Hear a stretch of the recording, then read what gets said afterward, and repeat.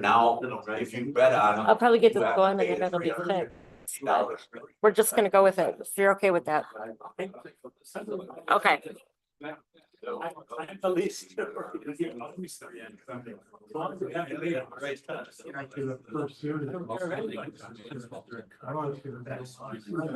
lot of counties don't monkey around with it.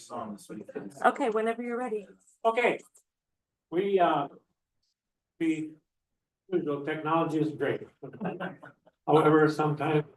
So it's about 12 after 9 this day on August 13th, 2025. I'll call this finance meeting to order. This meeting and all the meetings of this will be open to the public. Proper notice has been opened. To give it to the meeting in accordance with Wisconsin statute, within the citizen's tree may be aware of time, place, and agenda of this meeting. Now, roll call. Lila around at all? Lila is And the records will show that Lila. All the members present. As far as the agenda goes, I like that you would amend the agenda to this extent only. Three there. Brian Brown's got another meeting. Put it down below number 6. Down below number 6. Second. Question, act on the amended agenda. All those in favor? Move to amend the motion to amend the agenda. So the motion was to amend the agenda. Now we'll need a motion to approve as amended. Oh, sorry, yes. A little ahead of you. Everybody's looking. Sorry about that. Call the question on the amended agenda. All those in favor, signify by saying aye. Aye. Opposed, hearing none, motion is carried. Now we can have.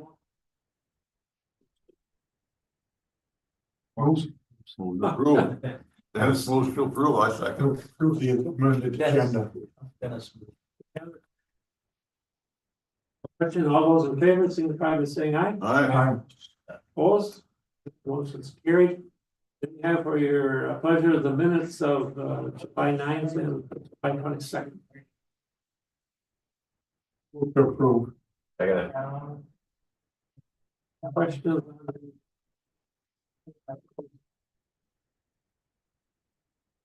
All those in favor, signify by saying aye. Aye. Opposed, motion is carried. Public comment.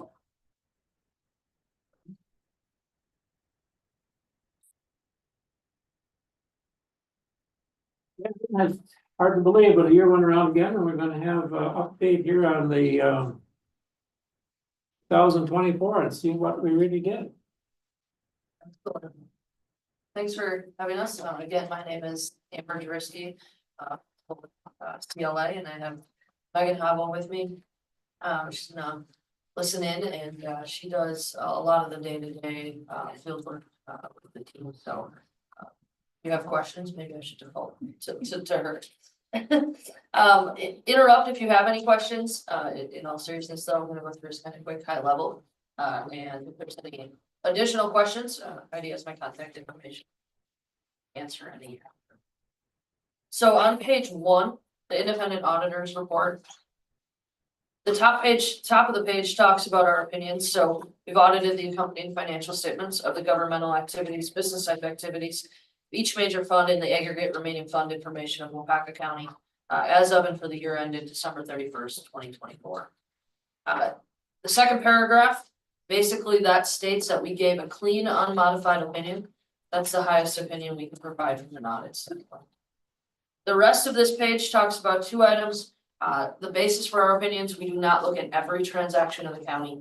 We use materiality thresholds, risk-based approach, inquiry, and so forth to determine our samples, and past experience as well. The rest of that is management. Management is responsible for the preparation and fair presentation. Heidi actually does prepare these financial statements. We review them and go back and forth on any revisions that we have. And then we issue an opinion on the financial statements. Then I will go to page 5. I'll just start on page 5. Just a couple items here in terms of maybe what might be new and, or a couple things to point out. Number one is near the top under the assets, you have intangible wetland credits, for about 1.1 million. That is the wetland mitigation bank, that was new for 2024. That is an intangible asset that is recorded on the books, at a value determined by the DNR. And it is recorded at the time that the credits are released. So that is new in there. There is an additional footnote, relating to that. And then they will come off, the intangible asset will come off as it's sold, on the government wide. So that item is new, so I wanted to draw attention to that. There is still the net pension liability. That is the, county's proportionate share in the Wisconsin retirement system. That is now, I believe, for 2024, it was about 97% or 98% funded, as opposed to 95 in the previous year. So that number has decreased, but it still is in a liability position. Then on page 7.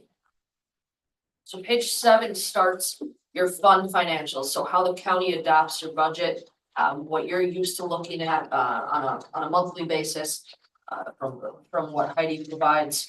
So just a few things here. The general fund finished 2024 with approximately 16.5 million in cash. And that correlated down after some additional assets and liabilities to fund balance of about just shy of 19 million. So that 19 million, that's composed of, there's some non-spendable fund balance. Most of that is your tax certificates, delinquent taxes, and some advances. And then you have some restricted funds for donations and some grant dollars. And then your assigned fund balance, most of that is about 2.2 million for self-insurance and some additional for unemployment. But your unassigned fund balance of 11.3 million, that's what we like to look at from a financial health perspective. That is kind of your rainy day fund and what that should be. Your policy is to be at 25%.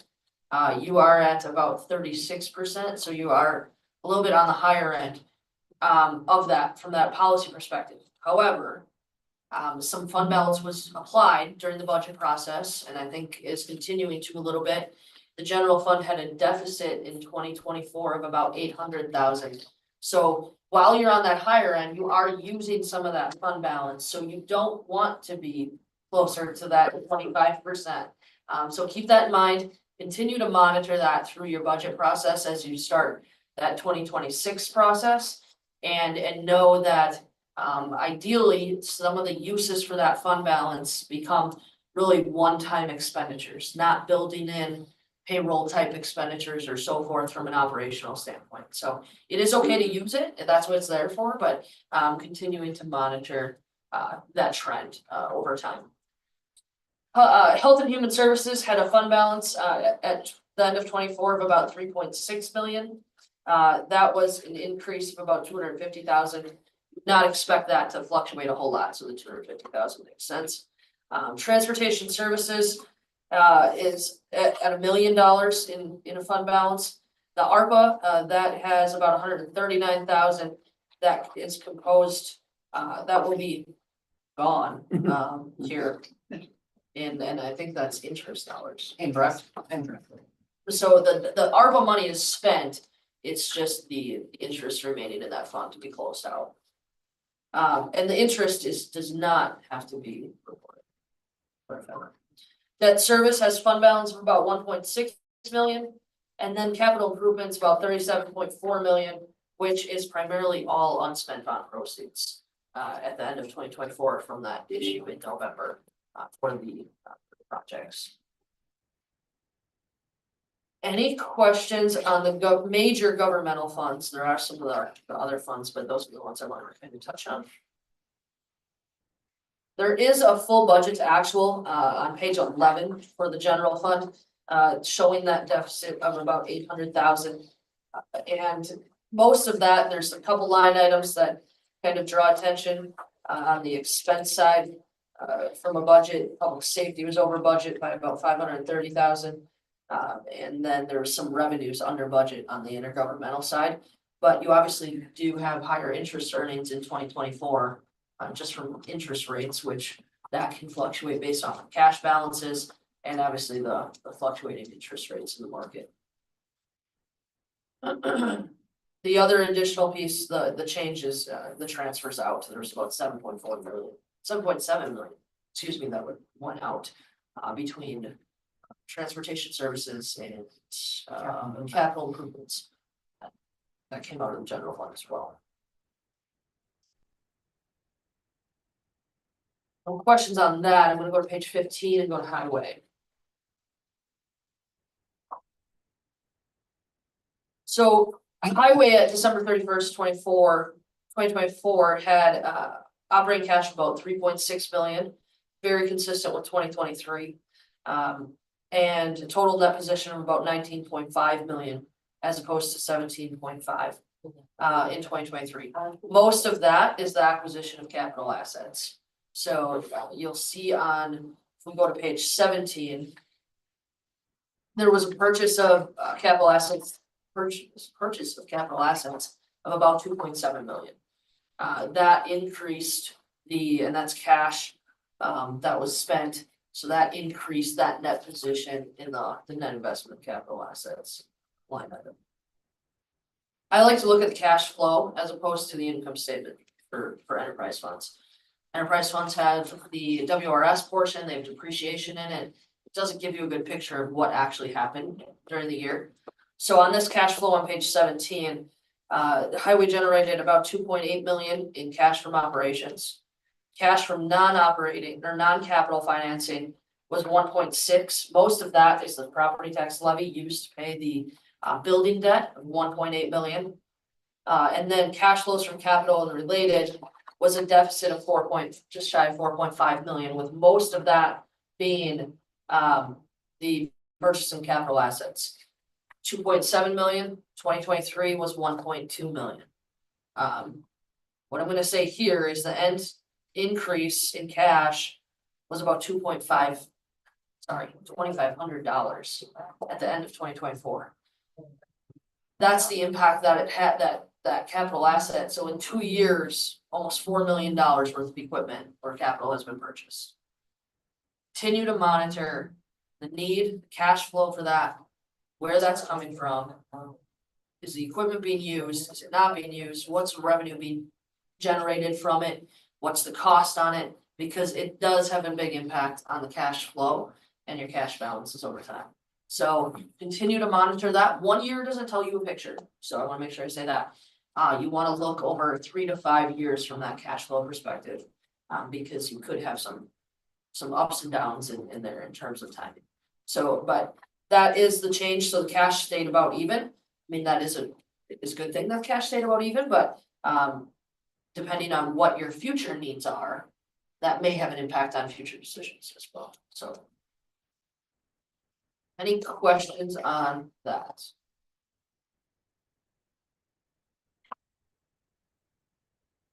No, so I'm gonna go to page 68. As part of the audit, we also reviewed the internal controls of the company. 68. So we reviewed the internal controls of the county as well, and that is across the county. That's not just finance, that is various departments and so forth. That's done through inquiry, through testing, and all of the above. So we do not issue an opinion on that internal control review, but we would be required to disclose any findings or non-compliance. We did not have any findings, and we did not have any compliance concerns or issues. What we always do throughout that process is that just because we didn't have any findings doesn't mean we didn't say anything or that we didn't have any suggestions.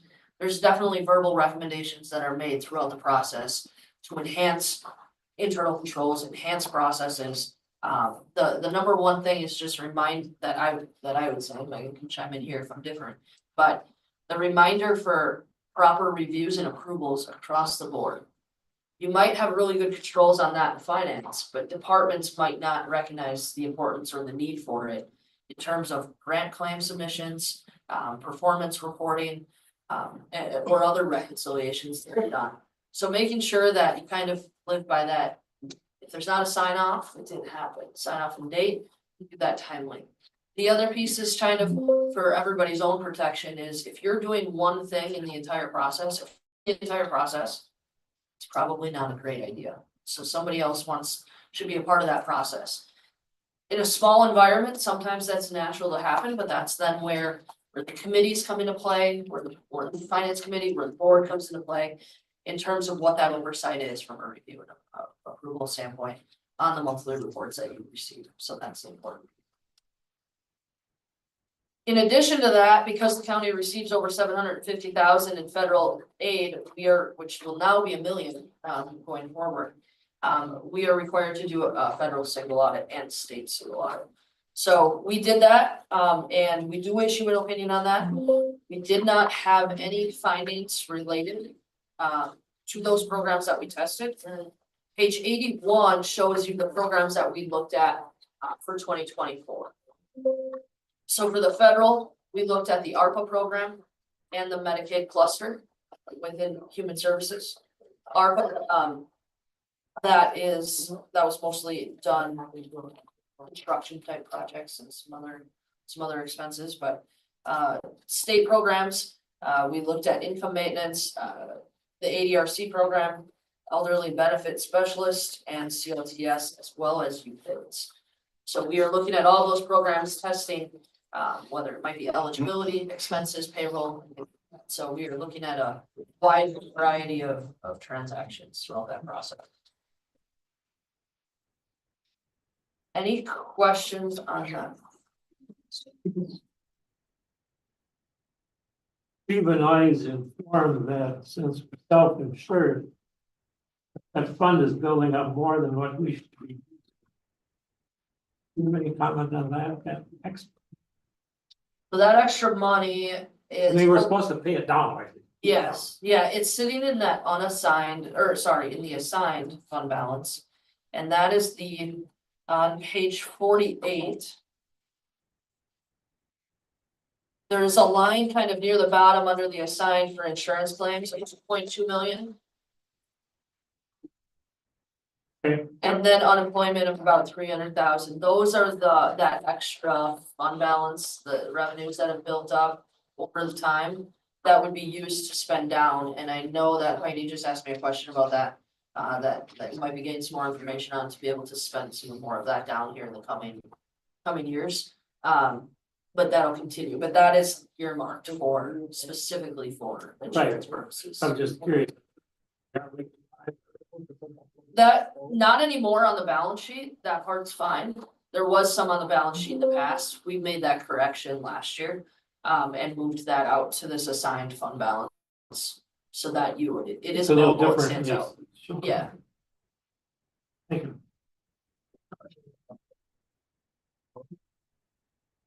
the last stapled document, just a couple things I wanna highlight here. That first page, middle of the page, the county changed accounting policies related to compensated absences. That relates to GASB 101, so there was a new GASB standard that was effective for 2024. That related to how the county is recording your compensated absences liability. In the past, it's primarily been what's ever been, or it will be paid out. The new standard now requires anything to be paid out and or used. So even if somebody may not be paid out for it, they're eligible to use it in the following year or year or in a different year, that is now recorded as a liability as well. So the county did implement that. It was not material to the financial statements, but we did go through that process and get that recorded. Well.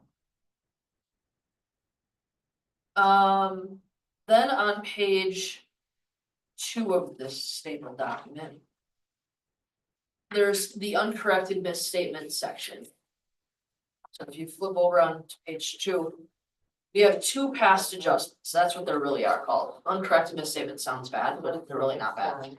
It means that they're not material to the financial statements, and we can pass on that. It was probably in the back of your. Oh, okay. Yep, that document. You're sneaking up on me. Yeah, well, I'm slow, I'm old. Page 2, I didn't page wanna 2. make it look bad. Okay, Go to page 2. Okay. Under the uncorrected misstatements.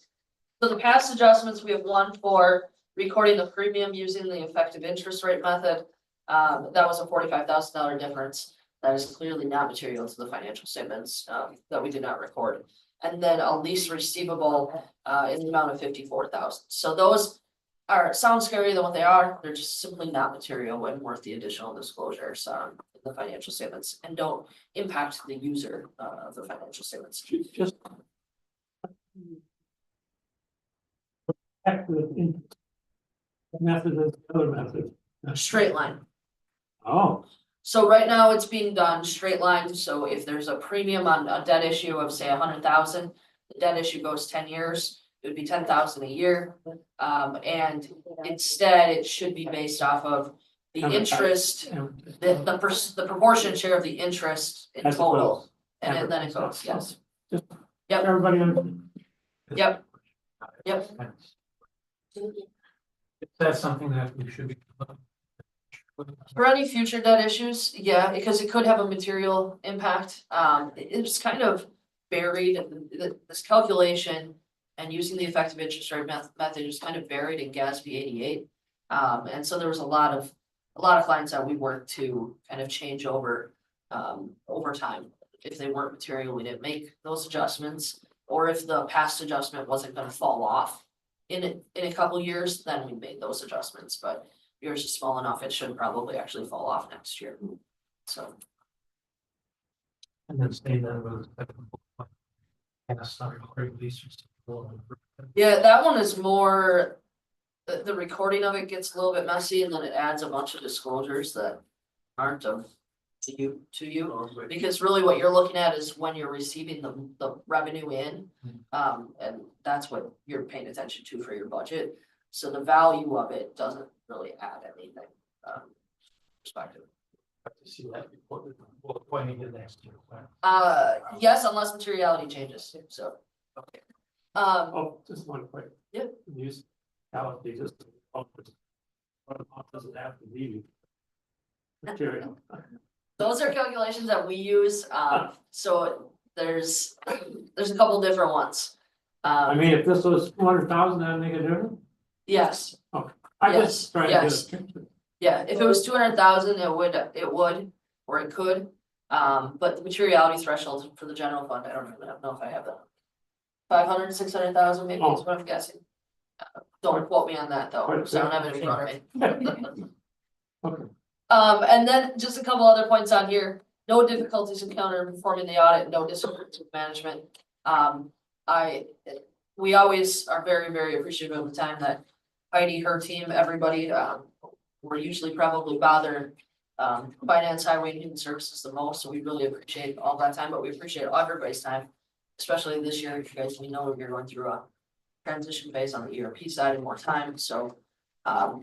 This is really truly a good audit. We are able to, I feel like, provide a lot of value because we're not bookkeeping type stuff when we're here. We're able to have good conversations and really get through things because we do a field work in June, excuse me, not June. And we issue the financial statements in July, so it really is a true good process, but I think a lot of that also. I talk to Heidi frequently throughout the year. We look at anything that might be the wetland mitigation piece. We looked and met on that summer already, went through that process. That really makes a difference when we're being proactive about that. It makes this process a lot more smooth. I appreciate that. I was gonna ask the question. Going through the snoop. For you, So here, there'll be a couple things that would be, I would say, new is. The ability to have things in the system and we have remote access to the system. User only, view only access. That is something that, as you go through that process, streamlines what we have to do, but also limits what they have to do. So that's a time saver, it makes it more efficient. I would say that's probably the biggest piece. And just being able to kind of drill into accounts a little bit more We're not asking Heidi for detail or digging You around. can it. find it We quickly. can find it ourselves and kind of go through that, which we can do things a little bit more on the front end. Or if we're looking at things on the back end, we're not having to wait on those. So that is, to me, the biggest thing. Obviously, for us, we have a new chart of accounts to import. That's probably the biggest lift on our end. But yeah, I think the technology, the newer technology and the newer equipment systems, the ability to have that remote access is.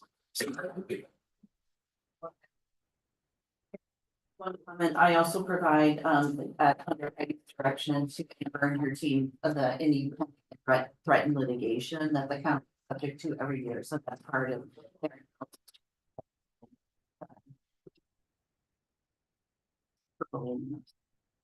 And I received it from all the departments. July, Yes, so that's not here, but that's part. Okay, have those liabilities on their radar as well. absolutely.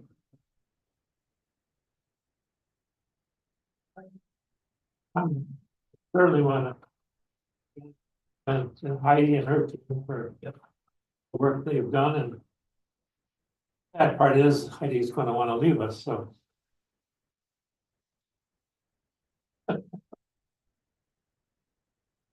Thank you. Excellent. The follow-up questions. I think, fine. Yeah, Awesome. thank you.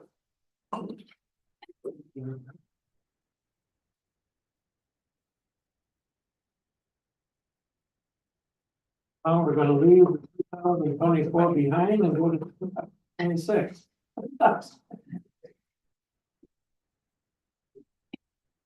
Probably have a lot of paper in front of you, just in case when we don't have to have all the paper, right?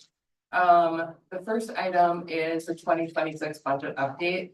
This provided on your desk the proposed budget for general property tax. We did see the net new construction, and my calculation at 1.19% would be increase to general property tax of allowable of just over $300,000.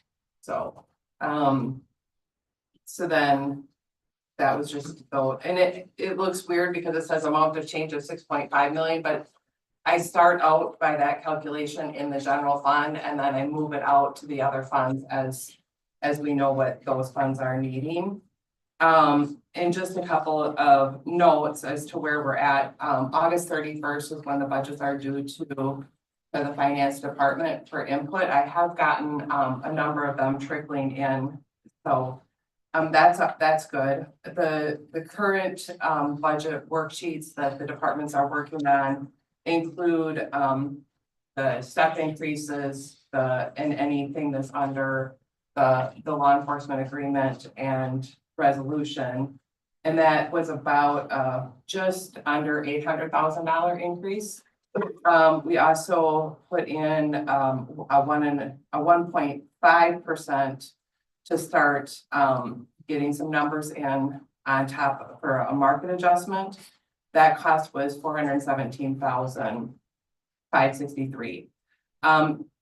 Since those budget worksheets went out, there is conversations about the health insurance, and although we do have a fund balance, it does appear that we're going to have to probably do some sort of an adjustment to the health insurance premium. I'm working with Mandy and USI to figure out what that will look like, where we can come up with some of those funds. Right now, I'm thinking if we have to do a 20% increase to health insurance, that would be $1 million to the budget. And those numbers aren't included. And as of right now, so that we'll be able to utilize that 2.2, looking at the numbers that USI is projecting, we'll probably spend about 1 million of that in 2025, based upon where those claims are headed.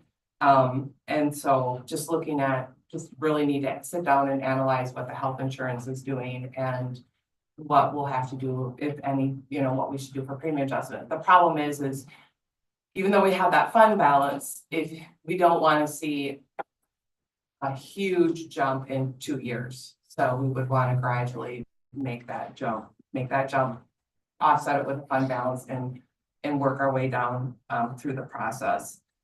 I think there's, going to be some extreme challenges with the budget. I know I say that every year, but I don't have anything, I don't know how we're gonna manage it. I think there's, I think HR received 17 new position requests, so I think most of those were on levy, so we have some big discussions to have. I don't know how you want to handle that in September. Don't think this is gonna get done with one meeting. But once I have the numbers pulled together, we'll be able to have some conversations of what you want to do. I think we're probably gonna see some cuts somewhere, so. Just have to look at what that looks like, so. That's what I have on the, budget update. That's enough. What was the new construction? And even 300 It was right, 298. was wrong, it's pretty, Yeah, we're running right around this 1 point. okay, I just One curious. five. where it's like. Yeah, that doesn't. We don't get a big jump like 700,000 or something. No. No, we're not seeing, this is really when I'm projecting out, 5 years, if I look at the 5-year trend, I'm always looking at about 1.19, so I was not surprised to see the 1.19. That's been about what the trend has been the last 5 years. You have a question about that? I don't know what that'll look like, because as far as meetings and with Christie and Fox Valley Tech and all that, but I'm pretty confident we're gonna need meetings in September with the finance committee. So just so y'all. Yeah, and we're looking at a couple meetings. Yeah. So that's what I have on that. Then I have the finance department proposed budget, and I just want to walk through that a little bit. The first page, 1 through 5, you can see that the percent of impact is 6%, and I will go through what that looks like. Total net change of 52,000. The intergovernmental charges for services, this is a chargeback to departments for central service charges. There's a direct reduction into the contracted services. The biggest takeaway is the 11% in personal services. For my conversation with you last month, that was why I wanted that conversation, was because I am budgeting for an overlap of the finance director position. I'm also budgeting for a payout for my position, and then I'm also, I do have 1 vacant accountant position. I'm asking that I'm not budgeting for that vacant position. I'm just asking that it remains on the org chart to give the opportunity for whoever replaces my position to decide how they want to move forward with the structure of the department. I don't want to make any assumptions and would just rather leave that up to whoever is replacing me. So that's where that budget is. So in essence, that increase is not an ongoing operating increase because most of it is in the one time with the payout. So we could use unassigned fund balance to offset that, but I don't want to not have it in the budget and have next year wondering why that, someone else trying to explain why the finance department budget is over budgeted by not putting that in there. So that's the major change. We do have some changes in the contracted services and portion of the budget, mostly in reduction. We had increased that line item for consulting services through the Workday ERP implementation, but that has we won't be needing those services as drastically in 2026. That's where the reduction to the contracted services has taken place. I can go through the detail, but that is what the change is, and just want to know that, that, you know, Mandy's asking for those vacant positions that have been on the org chart vacant. And so I kind of want your approval to say, yes, it's okay that we just keep that on the org chart, but just not budget for it, and we'll make that decision in 2026 if we're gonna pull that, or how the next, finance director wants to move forward with that position. Well, that's not one of the 17. Pardon? That's not one of the 17 that you had identified as. No, it's not a new position. It was when we, last year, when we had, some personnel changes. I internally filled one of those positions. So the one that I internally filled, we remained vacant, but I used that funding to offset some of those consulting services to have CLA in here for Workday, with the intentions of filling that position, but now with the thought of, now with me leaving and wanting to have that overlap, because I just don't know how long it's gonna take the county to find someone. So I just don't want to, I don't want to budget for that position, because I don't know what that person's gonna want to do. In the Workday, with the Workday system, is just really understanding how the whole processes are gonna work in the department. And how will they be able to work load. So it could come off in, so it's not being budgeted for, it's just, but It wasn't budgeted for this. it's not in the 2026 budget. It was budgeted in 2025, And but she was then we did an amendment when, because it all happened at the end of 24 where, well, at the beginning of 25, where I had an employee leave. And so I backfilled that, a management position internally, and did fill that accountant position, so that we could utilize those funds for the consulting with CLA to work us through the Workday project. Yes.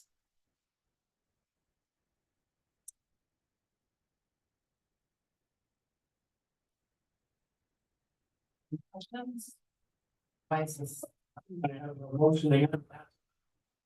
Pass it on to finance. Yeah. What we do with Yeah. everybody else. Yeah. I'll move that, we keep them. I'm sorry.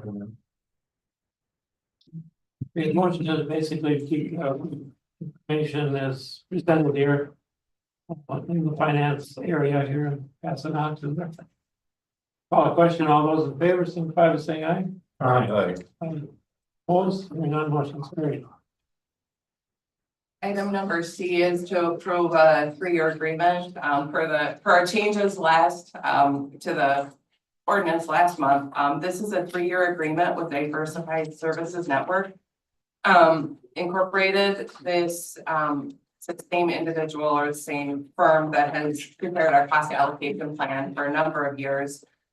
We're just reaching our 3-year agreement, and it's for 25, 26, and 27 allocation plans, and those would be expenditures in 26, 27, and 28.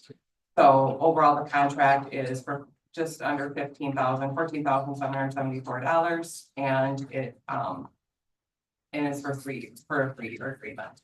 And it was, I think,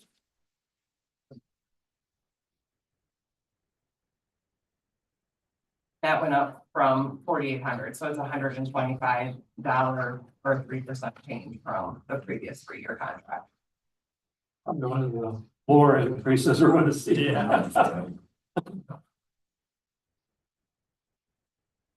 That's the amount I have in the budget. You need a motion on that. Then it'll have to go to county board because it's a 3-year agreement. Approved. Right, I'll second. Steve? The questions, I looked at this one. did you approve this one? The double approved. Well, that's for our new. Yeah. Well, purchase right. ordinance, yeah. I mean, I guess, I the. Part of the marker, but did the language change a lot? I put in.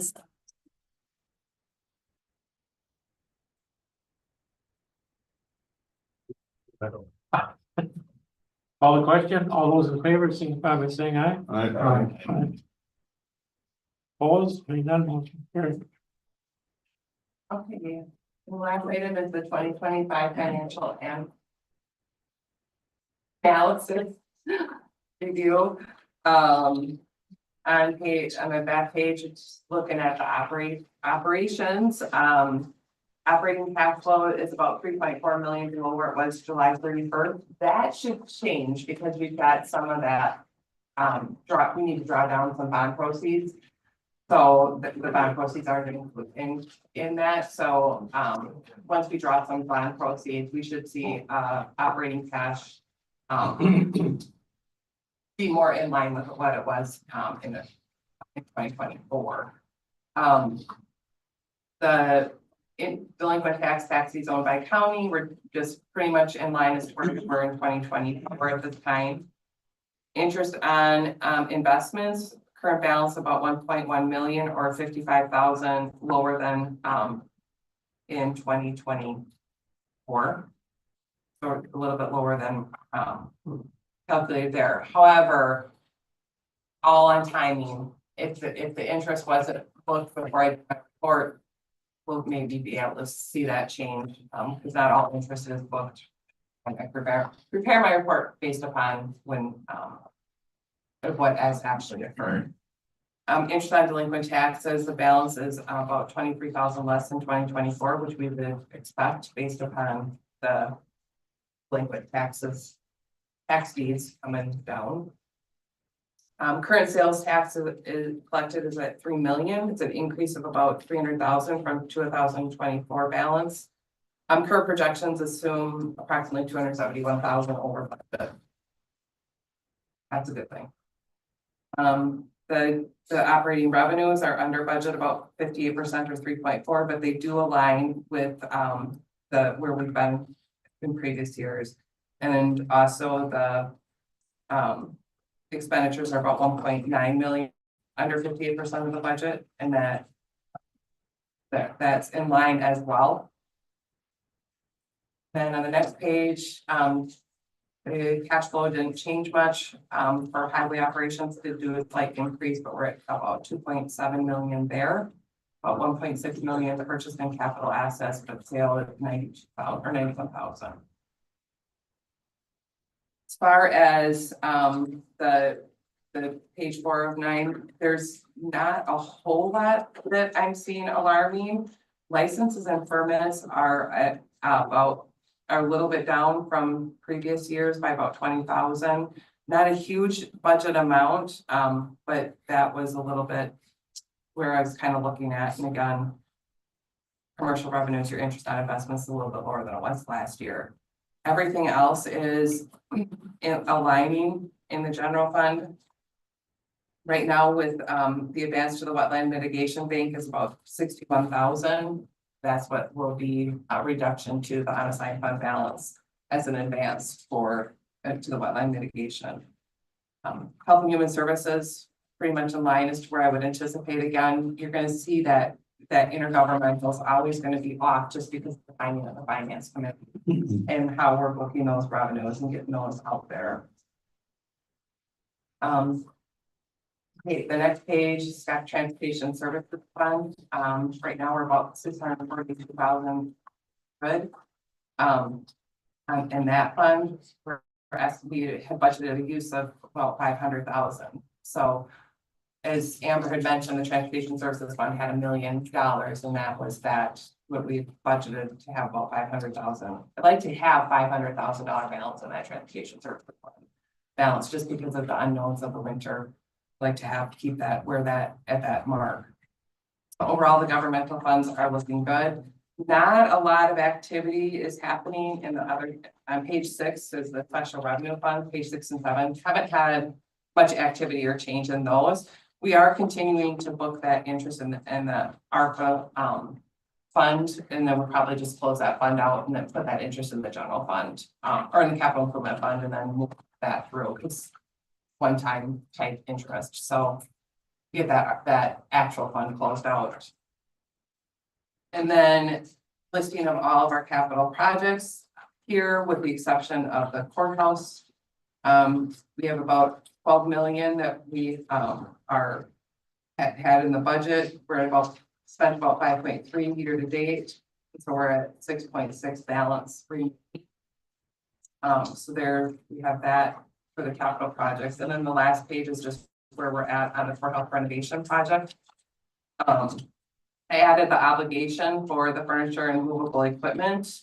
And I have highlighted the focus on energy and the IRA tax credit, because you can see we're about 3.3 over what we have for revenue, but those, we don't know what those numbers are, so those will be key as we move forward through the project, what those credits would be to offset that deficit in that project. Do those credits, Heidi, come in once the project is complete? I think it's after, for sure that we have to incur the expense for sure, and I don't think we'll see it till the project is complete.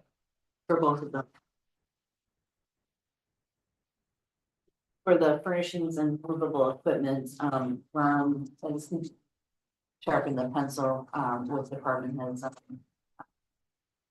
What the scope is going, the final scope is going to be for phase 1 and phase 2. I'm a little slow this morning, so back on page 1. Okay. Interest on investments, why is the red line? Pardon?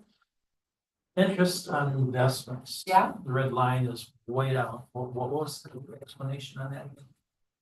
2022. 2022, we were getting basically. Yeah, in 2022, we had that no interest. The bar is current. For the paper we were awarded. Vertical bar is. Oh, okay. Yes.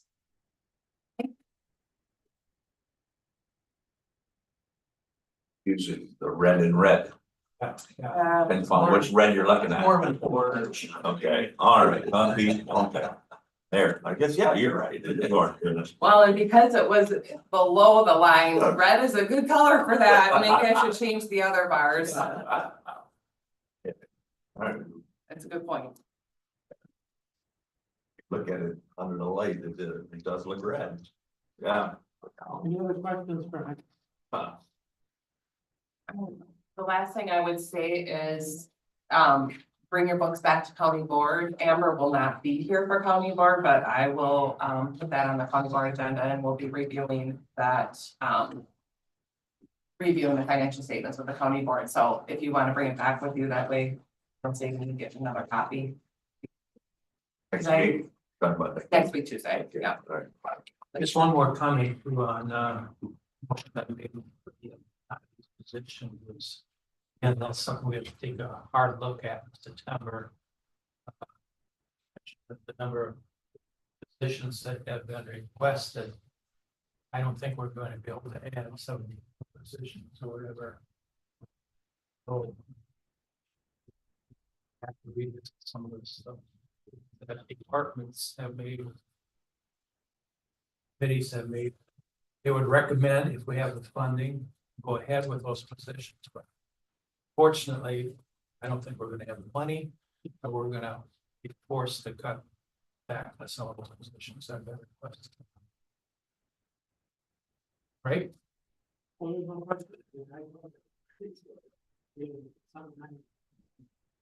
Respect, sometimes people do request things that. We put away, but. That's the way people are. I guess it's better to ask. Heidi's position, I think that's important, necessary, important, definitely we want to go. Has to compete with the other positions, so to speak, that. When it comes to Heidi. There's gonna be some tough decisions. Yeah. Well, and yeah, and I think it's gonna have to be, departments are gonna have to come to the finance committee like it used to be, because I don't have any tricks anymore, Exactly. so. Finance committee is gonna have to start making some of those decisions. And at the same time, we gotta look at. Our employees have. Yep. It's a valid. Exactly. So I mean, we can't just cut back wages 10-20% or whatever. We're gonna lose our whole staff.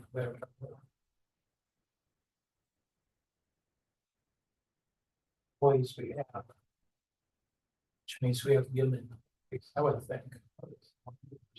Well, we do have one. Yeah. Within the It's competing with everything else that we're talking about here. Right. New positions and everything else. From inflation is down, I don't know if everybody believes that. Oh, some tough decisions. Yep. Okay, thank you. I'll hold it out, because I have another meeting, so. Even though Jesse did it? Yeah. Oh, it takes two? Yeah, just in case, good guy. Then I know we're prepared.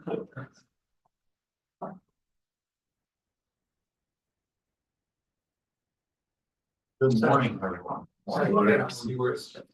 He's taking a little bit of well-earned, well-deserved vacation, so. Me and Cindy will be presenting the 2026 proposed budget. Did everybody get a copy of that? I do have one extra if somebody needs one.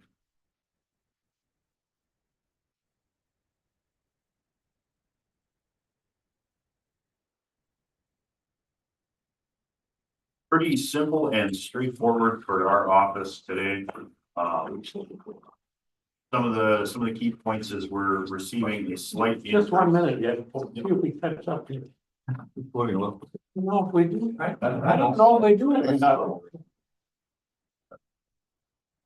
We had one of everybody's but yours, I think. Christie's got hers here. What's it look like? I don't think it's here. Paper sheet. I got no. Okay, I don't have one.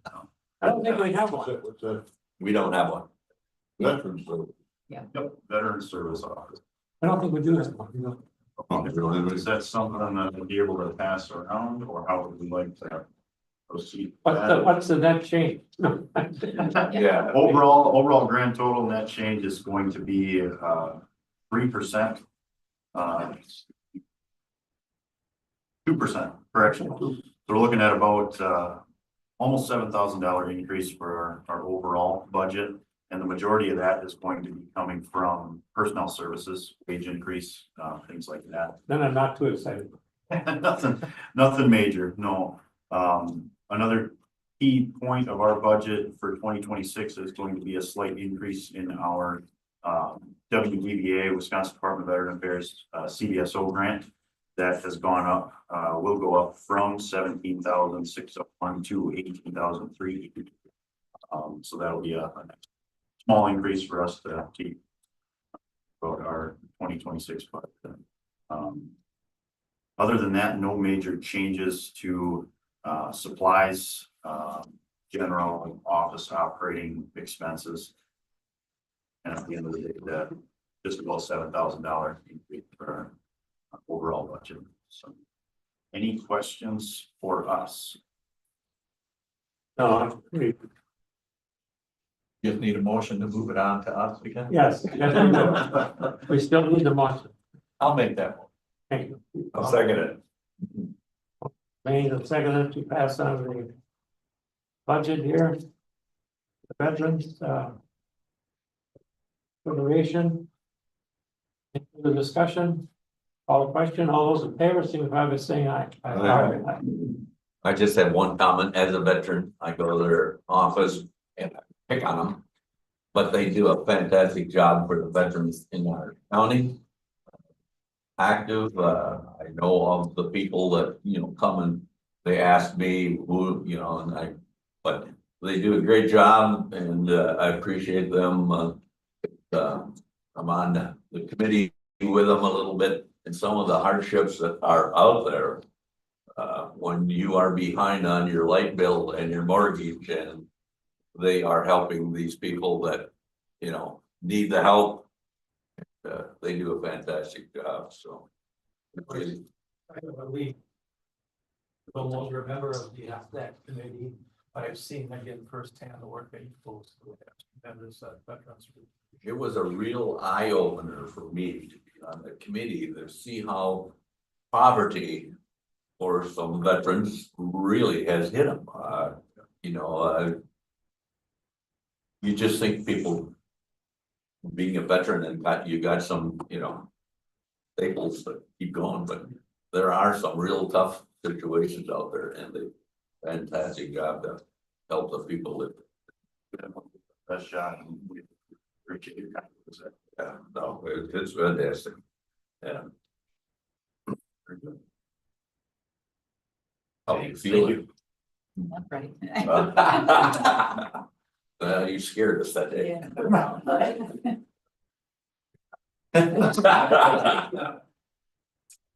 Here, like the other day, and she passed out after it, and I happened to be in there.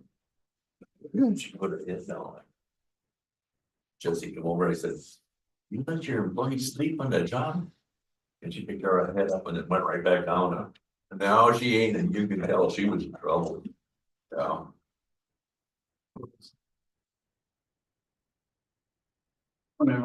Morning.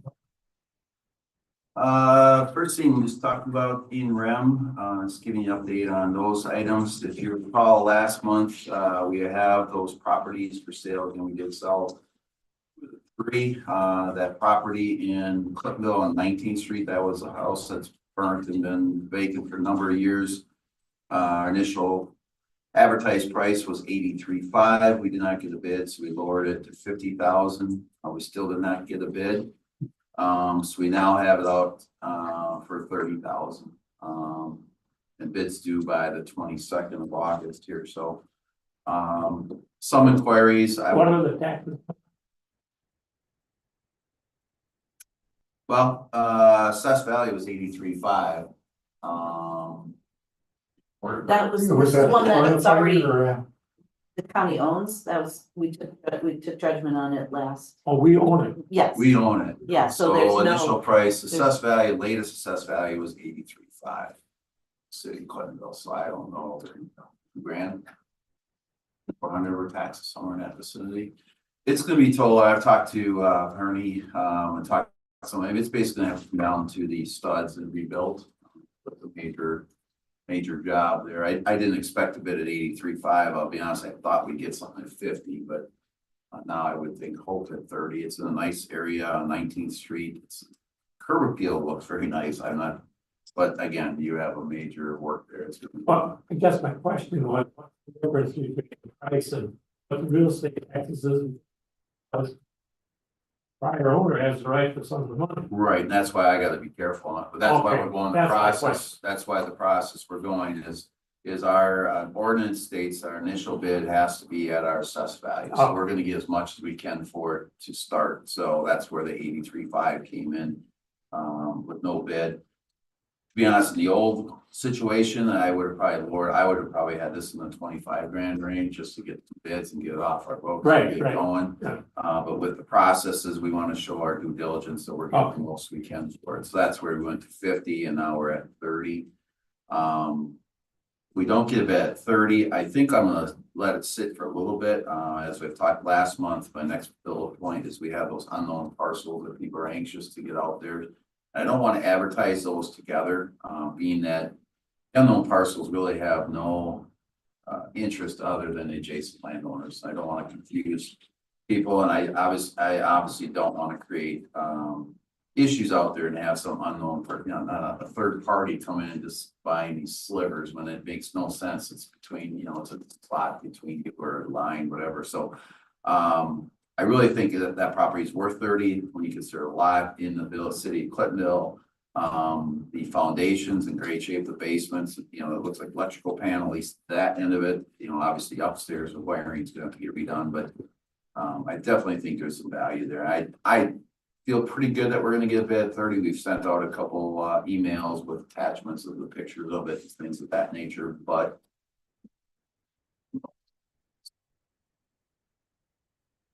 as we mentioned, the unknowns are waiting. We have those ready to roll and get those out next, trying to get those off. Again, those are OPAC owned parcels now, so we want to get those out and above.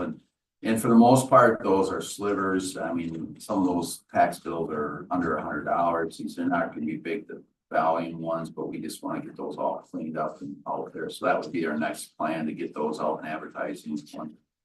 Get this 19th Street property sold. Is there a way to with the joining person prior? Have to go by policy. So we are going to, they are the only ones that are gonna get personal notices of these, so we have a letter we've already drafted, we're gonna send them pictures of this parcel to them to let them know. We do have to go through the normal procedures of advertising it.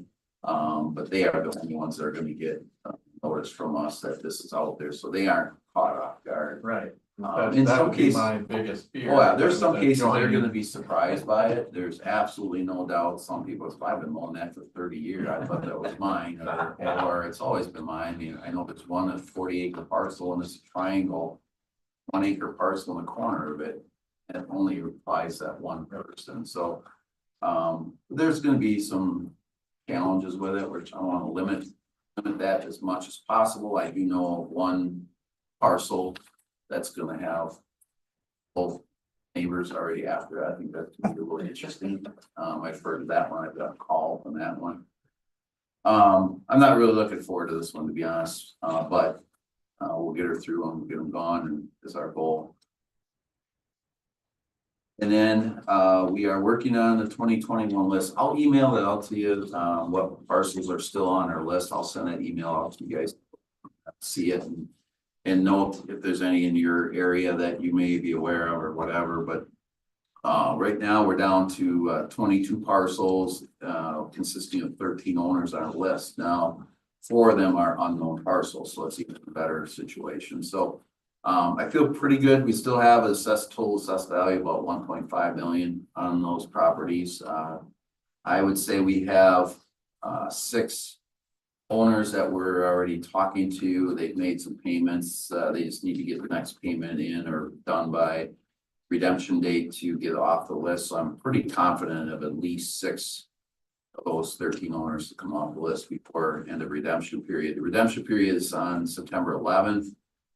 We're targeted for court on October 27th. So they're going to have almost 6 more weeks after redemption to get things cleaned up. So they'll get notices. I meant to ask you earlier, Diane, if we got many with these notices that go, their letters get a hard receipt back. Yeah, certified. Certified, so I don't know if we've gotten many back that they're not accepted them. Something to look at when I'll reach out to you. Okay. Biggest thing is make sure people are seeing these things and being aware of it. There's a couple we've not had any contact or payments since 2021. I think some of these definitely are ones I'm gonna be dealing with. Any questions on that? Like I said, I'll email you out the list.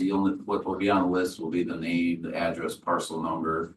It'll consist of what the balances are. Now, that's just gonna be a principal balance. There's not gonna be interest showing on the lien holders and stuff like that. So we may get some banks stepping up before we get to that, but typically they've already seen these and they're reaching out to us by the time we get much into this redemption period, if they're going to step in and clean it up, or maybe they want us, I'll let the banks foreclose it, let them deal with it if we can. Batch had fewer secured creditors than previous one, then it could be just the, how right there, newish they are instead of being. Right. So, yeah, in most cases, I haven't worked at a bank. Again, anytime we send out notices, if we're a mortgage holder, the banks see that, and if it's within 2 to 3 years, again, that's why we've done what we've done. A lot of times the bank's gonna step in and either forward on the loan or mortgage to get it recent, or at least they're gonna get after that person, or they're gonna force them to get into escrow or something like that. Again, they're gonna protect their interest, obviously. Any questions on the interim piece? Anything more there? As far as the financial review that I gave you in front of you, you kind of notice the current months with cash. Associated Bank and Nicolay Bank are both all up, and that's about that 17 to 18 million dollars in the last month. Again, that's pretty much all tax collection. Some of it is, we do get the shared revenue, we do get the state credit funds that come in July as well, so that's part of that, but a good chunk of that is just our tax collections that we've taken in the month of July. When I see you next month, you're gonna see those in red because I'm gonna be paying out the municipalities, paying out the schools, Fox Valley Tech and stuff like that. So that's an ebb and flows for those accounts. One thing we did do for a first time, and I think I'm even more anxious to see this, and already seen some fruits of this already, and when Heidi mentioned. Our delinquent balance, tax balance and certificates, so. For the first time since I've been here, and I don't know if we've ever done it, we did send delinquency notices out last Friday. In the past, after the August grace period, they would not get a notice until we sent out tax certificates on September 1st. On reviewing and hearing from a lot of my peers, other county treasurers, there's a lot of counties that send these out in a delinquency notice in early August, as soon as we get through that. So last Friday, we did create that. We did send out, had about 1.3 million delinquencies of 2024s and about 970 parcels. So we did send out delinquency notices. I've already seen a positive part of that because people have been coming in this week, not realizing that their taxes were delinquent. Again, in some cases, it's the second installment. That's the big one I want to catch. So in February, if they don't make their January payment timely, we send out delinquency notice in February. If they make their first installment, we send a reminder postcard in June. Dog ate it, they forget it, whatever happens, and they miss that second installment. You wouldn't believe how many are thinking the bank do it, because let's say the bank pays the first payment via escrow, they think the bank's doing the second, maybe the bank should, maybe they shouldn't, I don't care. They wouldn't get notice until September 1st. By doing this on August 8th, is gonna save them a month of interest, so that's the one positive thing. So I think it's a good thing on our end of it to get that out through as soon as we can. It saves them a little money because the interest does go back to February. Pretty harsh in some cases, that's 7.5% on their balance already. But we've seen the fruits of it already. So last Friday, that balance is at 1.3 and 976 parcels. I ran it this morning. We're down to 1.2 million. That's 100,000, but it's down to 936 parcels. So almost 40 parcels been paid current. So I think I've seen the value of that. And again, it can maybe help budgetary wise and what we got to look at with what our tax certificate number will be. I anticipate that to be lower than most years because we're going to have still 2.5 weeks of people getting some of these taxes paid. Because a lot of times they aren't aware of it. Either here nor there, but yet I think it's worth it. So we had a cost obviously with mailing, but I think in the big picture, I think it's going to help us in the long run. I did also present you the CD, just a CD printout just of what we have in CDs, and we have about 3.35 million in CDs. And if you look at those banks, they'll all have connections in Waupaca County. Just kind of spread those around. See the different rates. Our rate average is at about 4.1% on those. They're kind of they're laddered the best I can get. In most cases, banks have specials designed on their financial needs. So most part, I take advantage of those rates. So we have stuff that'll mature next year, some even into 2027. You'll see Premier on there. Premier Bank reached out to me, had some needs. So we initially in March got a really good rate, and then actually the July was a strong rate too. So a little bit less money with the Community First Credit Union, but we were able to get the same rate. Just give you an update on it. So if you look on the financial review, you see the red down 110,000. The reason that is Heidi's done her work on that and has pulled out the interest earnings that we've gotten. Because our principal balance in that column is 3.35 million. So that's just interest earnings that's pulled out of the CD account and moved to interest. I heard you talking about sales tax numbers, and obviously Heidi reviewed that. We had a monster July, 547,000. And if you look at the graph or the columns below, I mean, that's the biggest by far we've gotten in the last 5 years in July. But there's a little bit of ebb and flow. Our June was a little bit low at 384. Who knows what August will pull, but the really positive part, again, we talking about budget numbers, and that's not something we control, but we're almost 300,000 year to date over we were last year, so that's a really good number. Why? Yeah. Costs, in my opinion, would be costs, and I think, like, I mentioned as far as, cost of living, what's the word you? Inflation, I mean, I think that just shows as much as any things are costing more as much as they ever have. And, Yeah, hopefully, I mean, at what point can we not continue to see this going up? I don't know, I mean, I'll be interested to see what they forecast.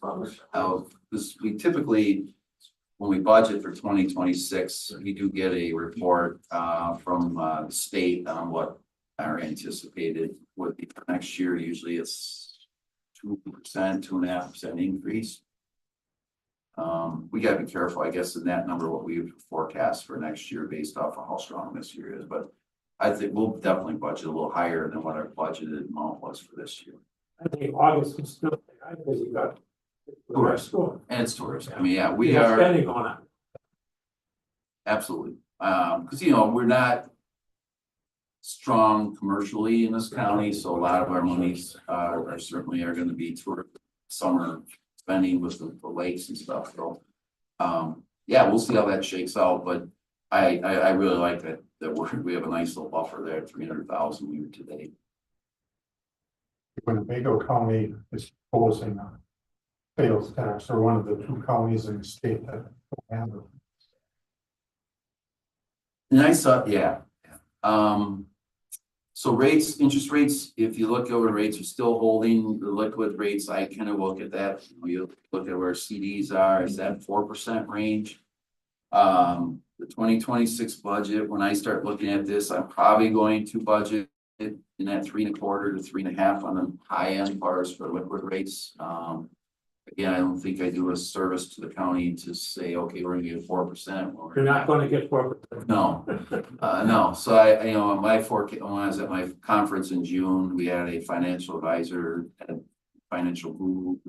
And we had that discussion, and he would suggest that we budget in that 3.25, so that's probably what I'm gonna do on funds and those funds probably budget 3.25, so that budget line number doesn't look too out of line and it's obtainable for us, otherwise I does it to us.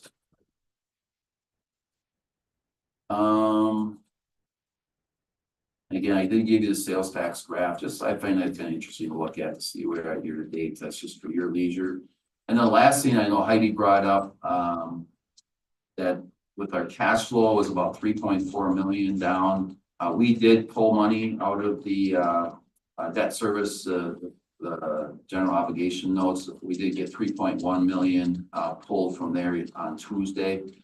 So that really is that 3 million that we're short that she noted. We did do that, but that came from WISC on Tuesday, because that balance of the bond proceeds for the construction was about 32.7 million at month end. So again, that's down now to down around 29 million is what we have left in there.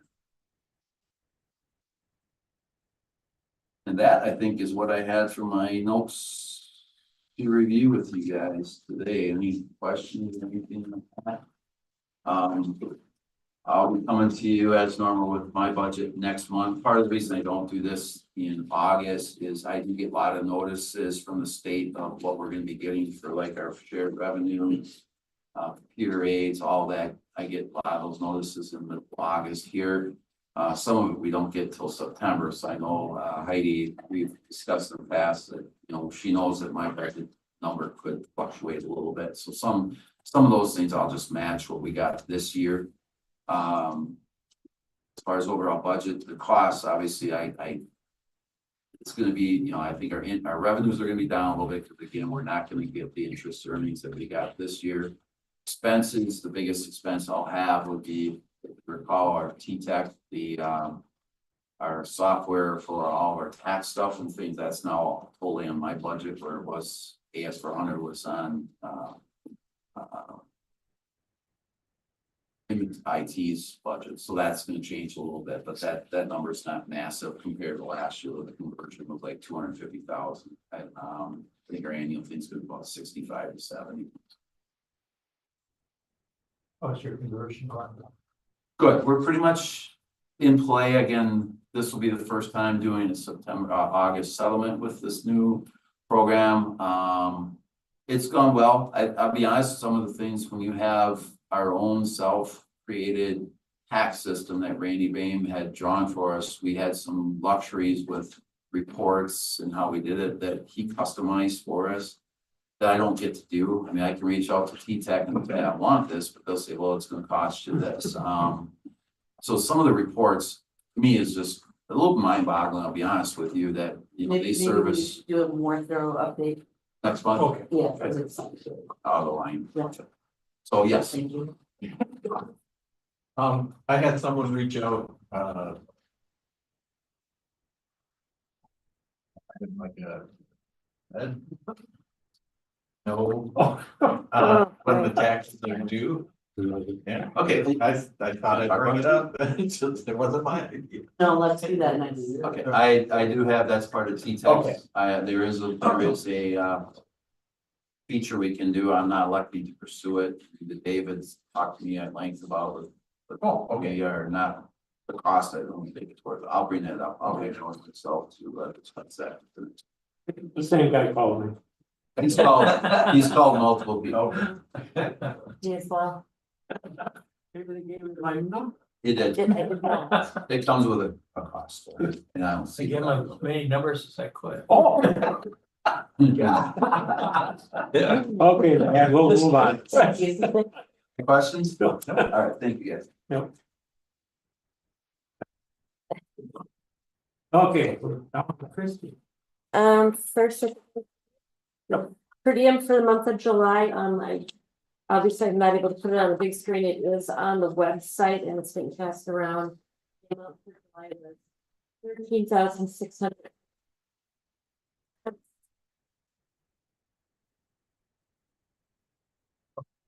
Okay, Second. Lee. Motion is made and seconded to approve the expenses for this prior month. For the county boards, all those in favor, signify by saying aye. Opposed? None, motion is carried. Next item. Copy of my proposed budget. Nothing to alert.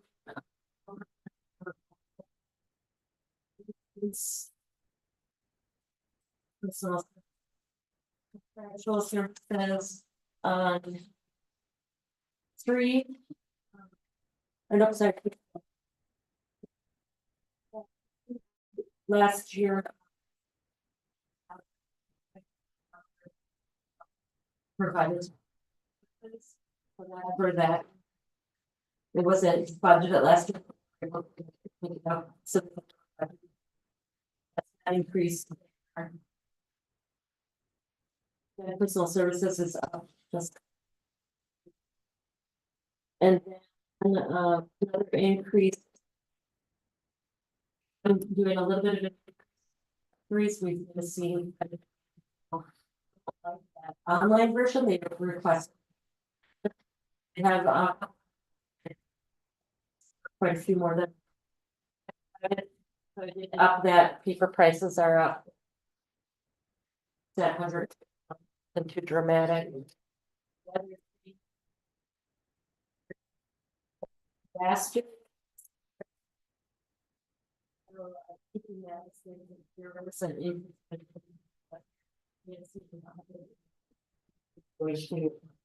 Conventions. Other increases.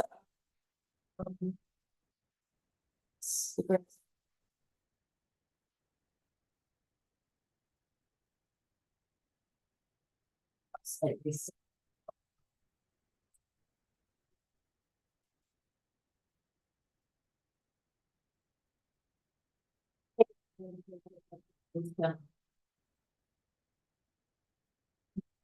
I'll make a motion to put on to us.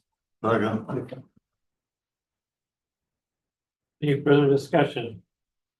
Here's, most departments so far have been pretty good about their budget. I've seen it's about 5 or 6, and most of them I would say, yeah, personal. That, yeah, and everything else, like I said, was, Yeah. anything that was under.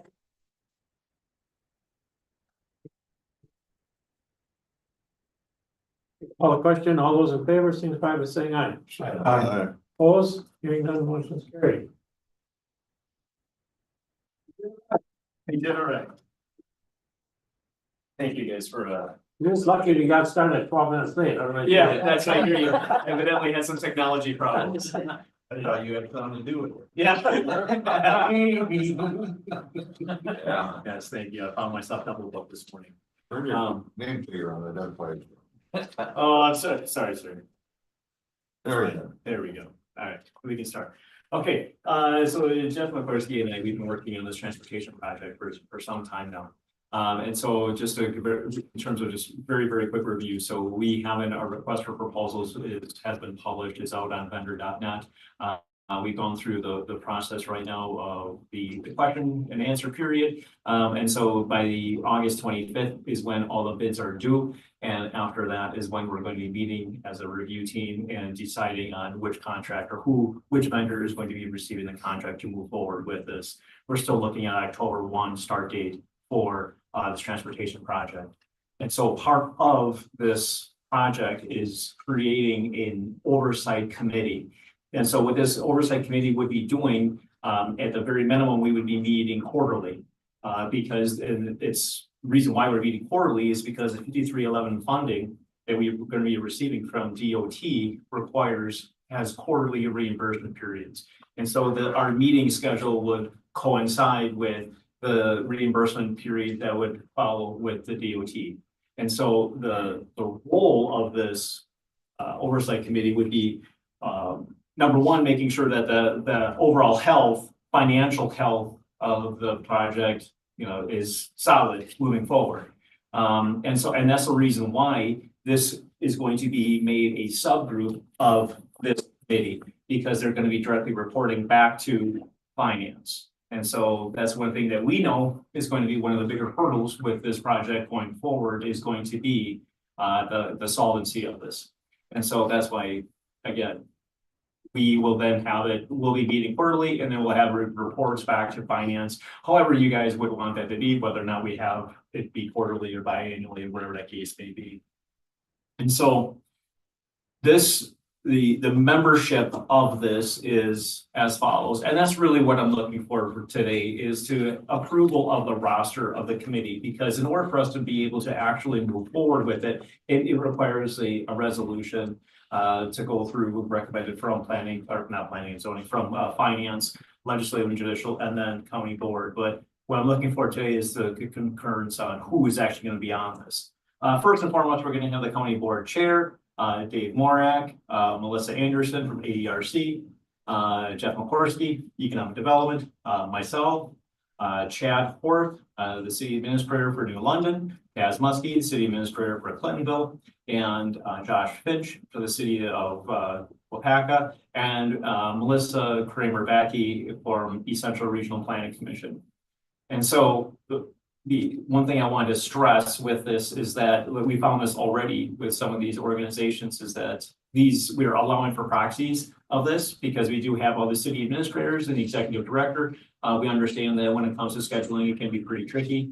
And so we already have it set up. So if you cannot make it, we already have people representation from that. And so we're not actually having people on this. It's going to be positions that are going to be on this. And so whoever is either that position or someone who can represent that position. So the reason why we had chose those people is because those are the 3 cities that we have, 3 major cities in the county. We know that the first phase of this transportation project is going to be including intercity rides between City of Wapaka and the City of New London. And that's why we wanted to make sure that we had both of that city leadership involved with that in terms of creation of, deciding who is going to be receiving this contract, part of this oversight team. And also the city of Clintonville, because the phase 2 of this project is going to be including intercity rides with the city of Clintonville. There's a couple of things I want to mention too about these, the city of Wapaka and the city of Clintonville, right? They are currently receiving 5311 funding. And so for us, we have to be very careful that we're not doing intra-city rides. Because we cannot double dip, because if we're receiving 5311 funding, we cannot have a ride that is essentially on their turf. And so what we're understanding right now, at least as it stands right now, the city of Wapaka is no longer pursuing 5311 funding. And so that may be something that we could look into the future, to have those intercity rides within the city of Wapaka. For the city of Clintonville, we don't really know in terms of, from what I understand, they just recently signed a contract with their existing taxi service as it stands right now. And I believe that's a 3-year contract, right? And so there's going to be some time that we wanted them to be involved with this project. Is there any initial thoughts on this oversight committee, or how it's intended to be ran? Sounds good, right. Oh, Read too that Wapaka. Yep. How soon does that all come together then that people aren't left? So they have a contract that runs to the end of the year. Okay. And so there's going to be service at least until the end of the year. Okay. And so the way we have our RFP drafted, it is drafted to allow for the potential capacity to include the city. We don't know, there's questions with this, but we have it built into, if it happens, it happens.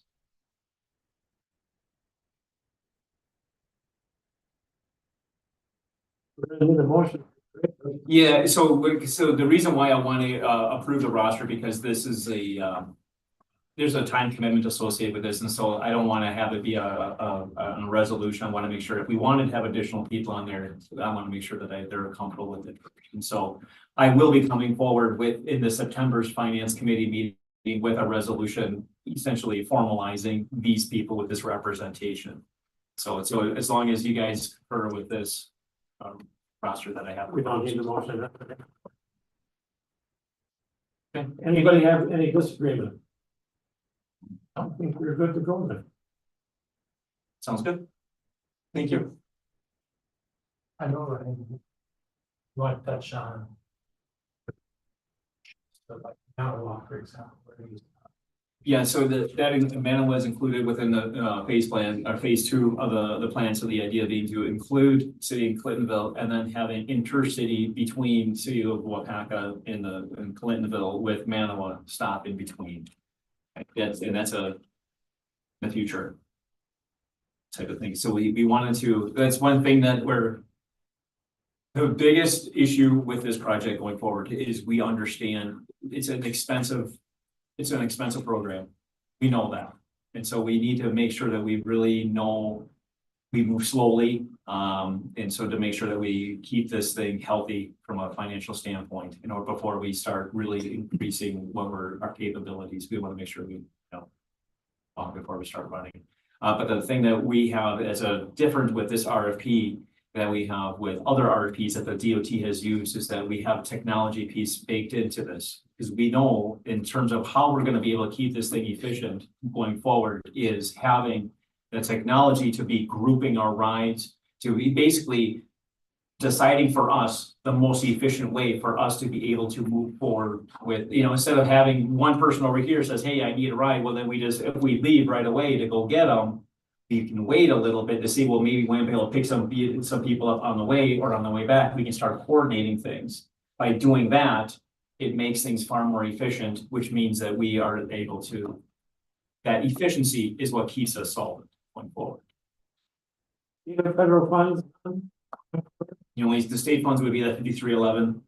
So part of it too is that we have whoever receives a contract is on them to try to figure out where the additional monies are going to be coming from. That's built into it because we know that it only covers a percentage of the overall program. And with the people who are going to be accepting the contract, they also have a vested interest to keep this thing going because they're the ones with the contract, right? And so they're the ones that are going to be in charge of all the marketing associated with this. If there's any other potential revenue streams associated with this, package delivery, prescriptions, if they want to do medical rides, for ThedaCare, King's Home or something along those lines. You know, if there's a way to make additional dollars on this. The idea being that it's on the transit service who receives a contract to be pursuing those types of things. Because as a county, we don't want to be the ones in charge of that. What we're gonna be doing is really just looking at the oversight of this to make sure that we're getting what we're said we're going to be getting, that, you know, the contract is being followed through. And that we don't have any problems that we need to address, you know, to keep things. So we don't repeat what the issues that have happened in other municipalities when it comes to transportation. Any other questions? Yeah, I thank you. think Ryan's done a super job. Yeah, I mean, we spent a lot of time.